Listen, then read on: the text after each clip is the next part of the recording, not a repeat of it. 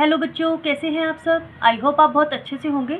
बेटा, हमने जो टॉपिक शुरू किया हुआ है अलंकार का, आज हम उसे आगे कंटिन्यू करेंगे और उसके सारे टॉपिक्स को आज हम क्लियर करेंगे। ठीक है।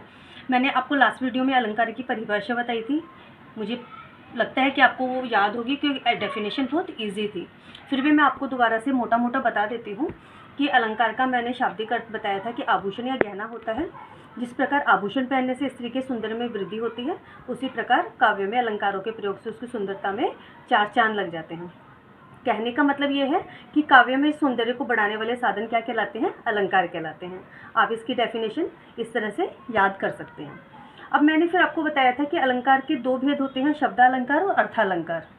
तो आज जो हम टॉपिक देखेंगे वो होगा शब्दालंकार का, क्योंकि शब्दालंकार में जो है चार वो आते हैं अलंकार: अनुप्रास अलंकार, यमक अलंकार, श्लेष अलंकार और पुनरुक्ति प्रकाश अलंकार। आज हम ये चारों की चारों पढ़ेंगे और उसको समझने की कोशिश करेंगे। फिर नेक्स्ट वीडियो में हम अर्थालंकार देखेंगे। अर्थालंकार में कौन कौन से अलंकार आते हैं? उपमा अलंकार, और उसके बाद उत्प्रेक्षा अलंकार, रूपक अलंकार और अतिशयोक्ति अलंकार। ठीक है। तो आज हम शब्दालंकार देख लेते हैं। काव्य में जहाँ शब्दों के प्रयोग के कारण चमत्कार पैदा होता है, वहाँ कौन सा अलंकार होता है? वहाँ शब्दालंकार होता है। दोबारा बता देती हूँ। काव्य में जहाँ शब्दों के प्रयोग के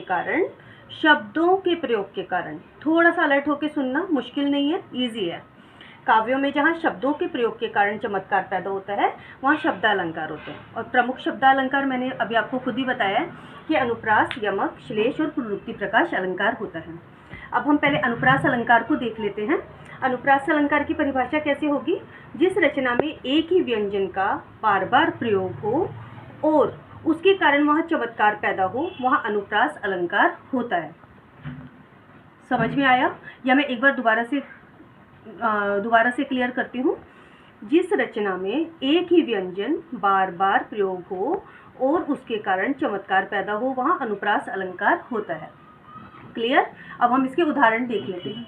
इसका मतलब ये होता है बेटा कि जहाँ पे एक ही वर्ण, एक ही शब्द बार बार उसकी आवृत्ति होती रहती है, बार बार उसका प्रयोग हुआ जाता है, तो वहाँ पे अनुप्रास अलंकार होता है। अब ये खाली बोलने से समझ में नहीं आएगा, जब हम इसके उदाहरण देखेंगे तो उससे आपको ये बात क्लियर अच्छे से हो जाएगी। इसके उदाहरण हम देखें। पहला उदाहरण है चारु चंद्र की चंचल किरणें। तो चारु चंद्र की चंचल किरणें, यहाँ पे च वर्ण की आवृत्ति बार बार हुई है, तो यहाँ पे कौन सा अलंकार हो गया? अनुप्रास अलंकार। अब ये जो कवि हैं, ये अपने शब्दों को इतने इन अलंकारों के प्रयोग से अपनी बात को और भी सुंदर तरीके से प्रस्तुत कर देते हैं कि जो बात हम नॉर्मल तरीके से कर रहे होते हैं, उसको वे अलंकारों के प्रयोग के द्वारा उसमें चमत्कारिक गुण पैदा कर देते हैं और देखते ही उसकी छटा अलग ही बनती है। ठीक। अब इसमें चंद्रमा की किरणों के बारे में कवि ने बताया है। एक तो नॉर्मल नॉर्मल मनुष्य कोई भी अगर हम बात करते हैं तो वो बस यही कहेगा, हाँ चंद्रमा दिख रहा है। लेकिन ये बात जब कवि ने कही तो चारों चंद्र की चंचल किरणें, मतलब बात को उन्होंने एकदम अलग तरीके से कहने की कोशिश की। ठीक। अब अगला जो है, सुन सिया सत्य असीस हमारी। अब यहाँ पे सुन सिया सत्य असीस हमारी। अब ये जो वर्णन हुआ है, ये कवि ने कौन सा वर्णन किया है? जब माता सुनैना, जब सीता जी विदा हो रही हैं और उस टाइम उनको सीख दे रही हैं, तो ये उस समय का वर्णन यहाँ पे किया है। तो सवर्ण की आवृत्ति के कारण यहाँ पे क्या है? अनुप्रास अलंकार है। अच्छा लग रहा है पढ़ने में? चलो अगला देख लेते हैं। इस करुणा कलित हृदय में, करुणा कलित हृदय में, तो यहाँ पे क वर्ण की आवृत्ति होने के कारण यहाँ पे अनुप्रास अलंकार देखते ही बनता है। अगला उदाहरण देख लेते हैं। देखी सुदामा की दीन दशा, करुणा करी के करुणानिधि रोए। अब ये जो कवि ने ये जो लाइनें यहाँ पे पंक्ति जो प्रस्तुत की है अपनी कविता की, वो उस समय की है जब सुदामा जी भगवान द्वारकाधीश के पास, भगवान श्री कृष्ण के पास उनसे मिलने जाते हैं, तो उनकी दीन दशा देखते ही जो भगवान कृष्ण की जो मनोदशा यहाँ पे दिखाई दी, वो इन लाइनों में प्रस्तुत की गई है। और इन लाइनों को पढ़ के कोई भी बहुत ही अंदर से जो है दुखी होगा या व्यथित हो जाएगा कि उनका जो परम मित्र है सुदामा, जो उनका बचपन का मित्र है, वो इतनी गरीबी की हालत में जब भगवान द्वारकाधीश के पास जाता है तो उसकी दशा को देखते हुए भगवान श्री कृष्ण की मनोव्यथा कैसी हो गई। देखी सुदामा की दीन दशा, करुणा करी के करुणानिधि रोई। यहाँ द और क वर्ण की आवृत्ति हुई है, अतः यहाँ पे अनुप्रास अलंकार है। अब ये अगला जो अलंकार है वो है यमक अलंकार। यमक अलंकार की हम पहले परिभाषा देख लेते हैं और समझने की कोशिश करते हैं। जब किसी कविता में एक ही शब्द दो या अधिक बार आए और हर बार उसका अर्थ अलग अलग हो, वहाँ पे यमक अलंकार होता है। बेटा इसकी पहचान हमेशा दिमाग में बैठा लेना, एक बार अगर आप अच्छे से समझ जाओगे कभी भी नहीं भूलोगे कि जब कविता में एक ही शब्द दो या अधिक बार आए और हर बार उसका अर्थ अलग अलग हो, एक ना हो अलग अलग हो, तो उसकी पहचान यही होगी कि यहाँ पे अलंकार कौन सा हो जाएगा, यमक अलंकार हो जाएगा। उदाहरण से समझ में आएगा। काली घटा का घमंड घटा। अब यहाँ काली घटा का घमंड घटा, अब यहाँ घटा शब्द का दो बार प्रयोग हुआ है। तो जो पहली काली घटा है वो है बादलों की घटाएं, काली घटाएं, तो एक अलग अर्थ में हुआ। घमंड घटा और दूसरा जो है घमंड घटा मतलब कम हुआ। तो यहाँ पे काली घटा का घमंड घटा यानी कि बादलों की जो घटाएं छाई हुई हैं उनका घमंड कम हुआ, तो घटा कम। यहाँ पे दो अर्थों में आ गया, बादलों की घटाएं और कम होना। तो इस तरह से अब हम दूसरा उदाहरण देख लेते हैं। ते सोगुनी मादकता अधिकाए, या खाए बोराए नर वा पाए बोराए।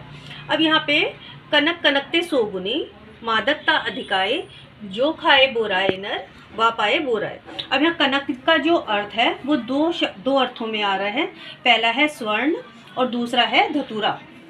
अब देखो स्वर्ण का मतलब होता है अधिक पैसा आना।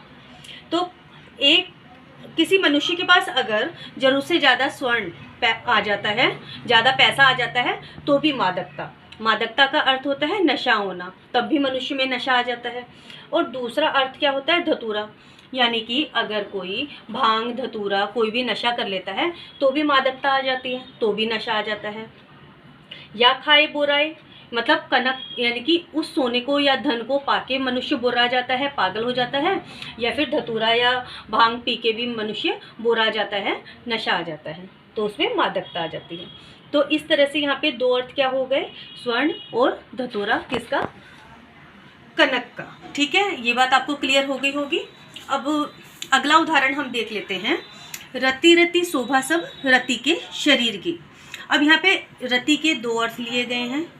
रति या रति यानी सारी की सारी, रति रति, जो पहला रति रति शब्द आया है वो है यानी कि सारी की सारी, और अगला जो रति आया है वो है कामदेव की पत्नी। अब यहाँ पे जो कवि है वो कामदेव की पत्नी जो रति हैं उनकी सुंदरता का यहाँ पे बखान कर रहे हैं कि रति रति शोभा सब रति के शरीर की, मतलब रति के शरीर की रति रति शोभा भर, उसका यहाँ पे उन्होंने उदाहरण देके यहाँ पे उसकी सुंदरता का बखान किया है इन पंक्तियों के द्वारा। अब हम अगला देख लेते हैं। अगला है श्लेष अलंकार। अब मैं श्लेष अलंकार की आपको परिभाषा बताती हूँ। जिस पंक्ति में एक ही शब्द का प्रयोग हो, एक ही बार हो, ठीक है, जिस पंक्ति में एक ही बार शब्द का प्रयोग हो लेकिन उसके एक से अधिक अर्थ हो, वहाँ श्लेष अलंकार होता है। ध्यान से सुनना बेटा, यमक अलंकार में मैंने आपको बताया था कि एक ही शब्द के बार बार प्रयोग होंगे और उनके अर्थ भी अलग अलग होंगे, ठीक। तो वहाँ पे यमक अलंकार की मैंने आपको पहचान बताई थी। लेकिन अब मैंने बोला है श्लेष अलंकार में कि एक ही बार प्रयोग होगा उस शब्द का, लेकिन उसके अर्थ जो है भिन्न भिन्न होंगे, अलग अलग होंगे, ठीक है। अब हम इसके उदाहरण समझें और देखने की कोशिश। अब हम इसका अगला उदाहरण देख लेते हैं, ठीक है। उदाहरण के द्वारा हमें ये चीज़ अच्छे से क्लियर हो जाएगी कि एक शब्द एक ही बार आया है लेकिन उसके जो अर्थ हैं वो भिन्न भिन्न होंगे। अब एक ही उदाहरण से आपको ये बात क्लियर हो जाएगी। अब देखो, रहीमन पानी राखिए बिन पानी सब सून, पानी गए न उबरे मोती मानुष चून। समझ में आएगा। रहीमन पानी राखिए बिन पानी सब सून, पानी गए न उबरे मोती मानुष चून। अब देखो बेटा, पानी का यहाँ पे एक ही शब्द बार बार पानी पानी पानी आया, कितनी बार आया, 3 बार आया, ठीक है। लेकिन हर जगह पानी का जो है अलग मीनिंग है। रहीम जी कह रहे हैं कि मोती यहाँ पे 3 अर्थ क्या है उसके, रहीम जी के अनुसार। पानी का एक अर्थ तो हो गया मोती। अब मोती क्या है, चमक। अगर मोती जो है उसकी चमक चली जाती है तो वो चाहे कितना भी महंगा हो, चाहे लाखों का मोती आप खरीद लो, लेकिन वो पहनने के लायक नहीं रहेगा, उसकी जब सुंदरता खत्म हो जाती है।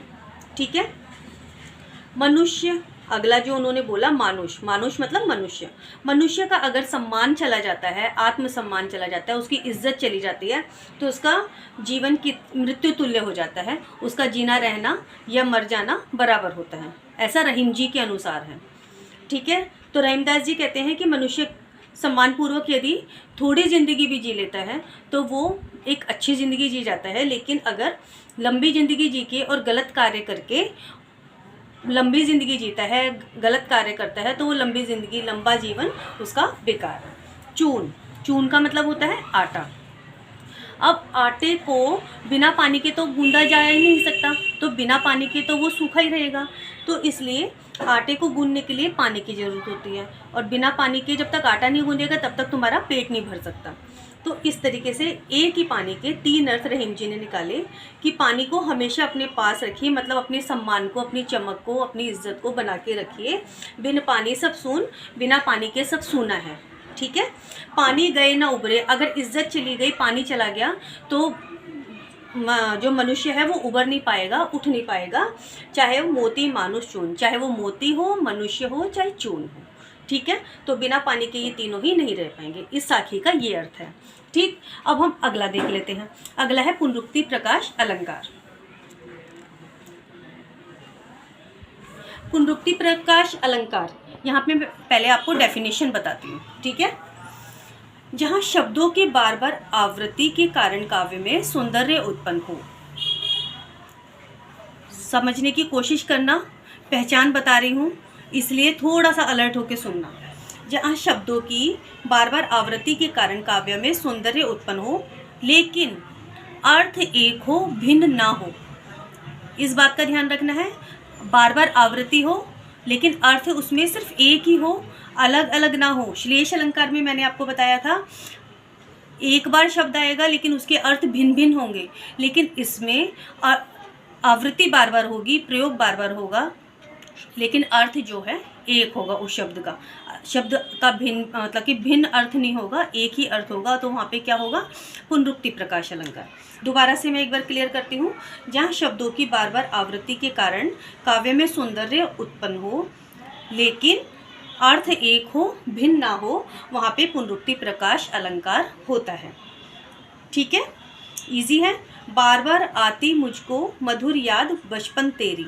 अब यहाँ कवि क्या कह रहा है कि बार बार, अब बार बार यहाँ पे ब वर्ण की आवृत्ति हो रही है, बार बार शब्द की आवृत्ति हो रही है, तो यहाँ पे पुनरुक्ति प्रकाश अलंकार है। एक ही शब्द जब 2 बार आ जाए तो आंख बंद करके आप वहाँ पे देख लो कि वहाँ पे कौन सा अलंकार है। बस आप ये इस बात का ध्यान रखना कि यहाँ पे अर्थ सिर्फ एक ही हो, क्योंकि यमक में भी आपने देखा बार बार आवृत्ति होती है एक ही शब्द की, लेकिन अर्थ भिन्न होते हैं दोनों के। तो ये थोड़ा सा कन्फ्यूज़न मत रखना दिमाग में। यहाँ पे बार बार आवृत्ति, बार बार शब्द है, यहाँ पे एक ही साथ में 2 बार इसकी आवृत्ति हुई है बार शब्द की। तो इसमें कवि क्या कह रहा है कि बार बार आती मुझको मधुर याद बचपन तेरी। वो अपने बुढ़ापे में या फिर प्रौढ़ावस्था में अपने बचपन को याद करते हुए कह रहा है कि हे बचपन, मुझे तेरी मधुर यादें, बचपन तेरी मधुर यादें मुझे बार बार आती हैं। गाँव गाँव अस होई आनंदा। अब यहाँ पे गाँव गाँव, गाँव शब्द की 2 बार आवृत्ति हुई है, तो यहाँ पे पुनरुक्ति प्रकाश अलंकार है। बात तो तुम्हारी ऊंची ऊंची थी। ठीक है। अभी यहाँ पे व्यंग कसा गया है। यहाँ पे कवि ने किसी को व्यंगात्मक उसमें बोला है कि तुमने करके क्या दिखाया, बातें तो तुम्हारी ऊंची ऊंची थी। ठीक है। तो आज मैंने आपको 4 अलंकार सिखाने की, बताने की कोशिश की है, और मैं आशा करती हूँ आपको अच्छे से समझ में आए होंगे। आज हमारा शब्दालंकार वाला टॉपिक पूरा हो गया।